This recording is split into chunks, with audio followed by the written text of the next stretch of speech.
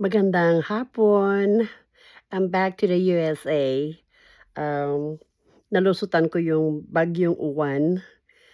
Bumiyahe ako ng November 8. Dumating naman yung pasabog ng uwan typhoon.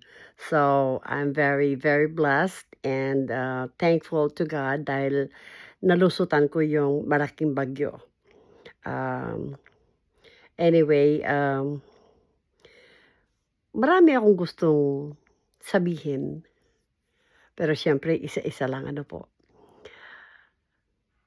May mga tao na hindi ko nagugustuhan ang kanilang mga paniniwala, pero yun ay kanilang paniniwala kaya hindi ko naman sinasabing respeto ko yung paniniwala nilang yun, kundi pinapabayaan ko na lang, hinahayaan ko na yun ang paniniwala nila.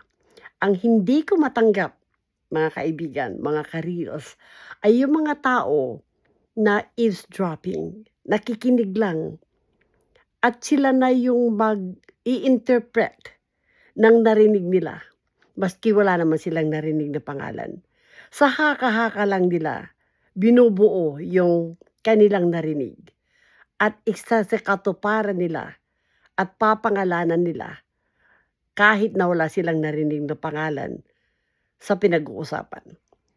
Nakikinig lang siya, wala siya dapat pakialam, pero nangialam at ikinalat niya itong narinig niya.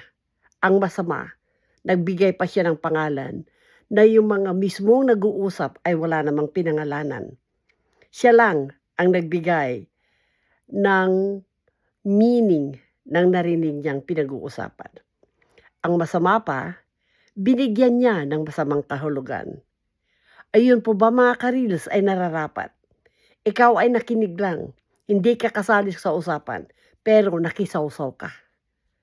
Hindi tama yan.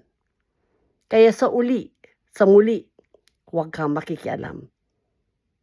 Dahil hindi magandang tularan yan. Huwag kayong nakikialam sa hindi ninyo issue.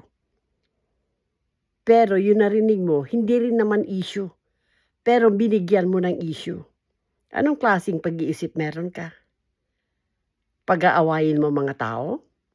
Diyan nagsisimula ang mga hindi pagkakaunawaan dahil sa mga nakikinig at nakikialam, nakikisawsaw. Magandang hapon po sa inyong lahat.